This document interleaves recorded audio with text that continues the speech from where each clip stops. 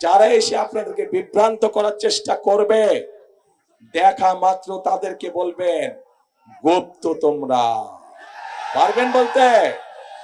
যারা এসে বিভ্রান্তিমূলক কথা ছড়াবে তাদের একটাই নাম, তারা হচ্ছে গুপ্ত। কারণ তাদেরকে গত 16 বছর আমরা দেখি নাই। তারা এদের সাথে মিশেছিল, যারা 5 তারিখে পালিয়ে গিয়েছে তাদের সাথে তলে তলে এরা মিশেছিল। কাজেই সেই স্বাধীনতার সময় থেকে 86 সাল থেকে 96 সাল থেকে সব সময় দেখবেন এরা সব একই সাথে ছিল, এপি তার ওপি।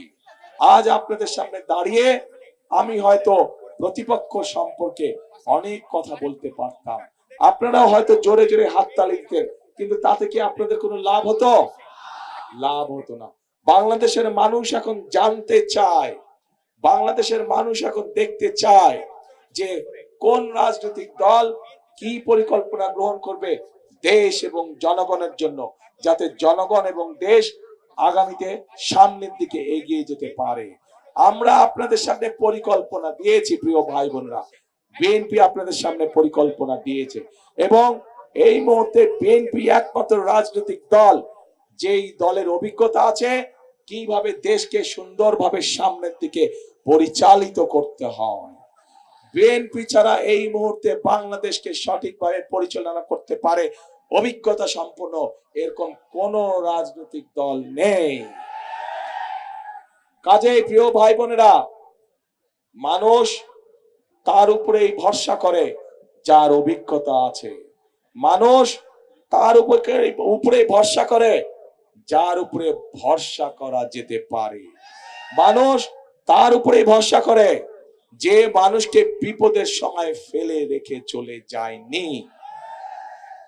এবং এই সব গুণ একমাত্র বিএনপির ভিতরেই আছে প্রিয় ভাই বোনেরা।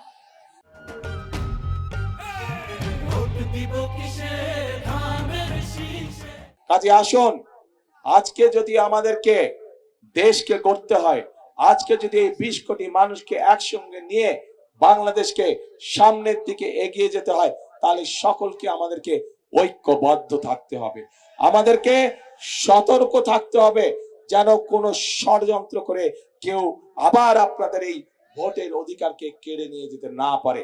আমাদেরকে সতর্ক থাকতে হবে যে জুলাই আগস্টে গত 16 বছর ধরে আমাদের যে সকল ভাই বোনেরা নিজের জীবন উৎসর্গ করে দিয়েছে এই দেশের মানুষের অধিকার প্রতিষ্ঠা করার জন্য, সেই অধিকারকে আবার যেন ষড়যন্ত্র করে কেউ স্তব্ধ করে দিতে না পারে, ছিনিয়ে নিয়ে নিতে না পারে।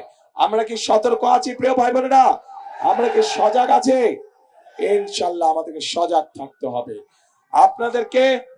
আপনাদেরকে অনেকেই এসে বিভ্রান্ত করার চেষ্টা করবে, যারা এসে আপনাদেরকে বিভ্রান্ত করার চেষ্টা করবে দেখা মাত্র তাদেরকে বলবেন গুপ্ত তোমরা। পারবেন বলতে? যারা এসে বিভ্রান্তিমূলক কথা ছড়াবে তাদের একটাই নাম, তারা হচ্ছে গুপ্ত। কারণ তাদেরকে গত 16 বছর আমরা দেখি নাই। তারা এদের সাথে মিশেছিল, যারা 5 তারিখে পালিয়ে গিয়েছে তাদের সাথে তলে তলে এরা মিশেছিল।